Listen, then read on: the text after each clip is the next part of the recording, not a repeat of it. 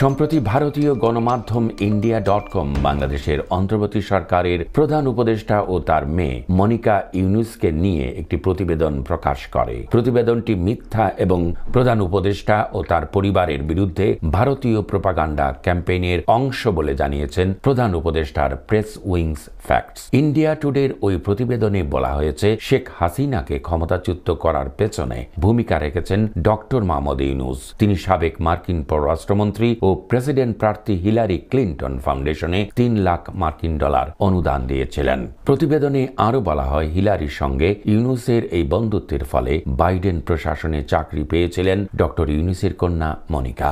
এছাড়াও ক্লিন্টন পররাষ্ট্রমন্ত্রী থাকা অবস্থায় তার সঙ্গে সম্পর্কের সূত্র ধরে বড় অঙ্কের ঋণও পেয়েছিলেন ডক্টর ইউনুস। এসব কারণে ডক্টর ইউনুসের ওপর তদন্ত করতে পারে ট্রাম্প প্রশাসন। তবে এসব তথ্যের কোনোটি সঠিক নয় উল্লেখ করে সিএ প্রেস উইংস ফ্যাক্ট জানিয়েছে, প্রতিবেদনটি বাংলাদেশের অন্তর্বর্তী সরকারের প্রধান উপদেষ্টা ও তার পরিবারের সদস্যদের বিরুদ্ধে ভারতীয় প্রোপাগান্ডার অংশ।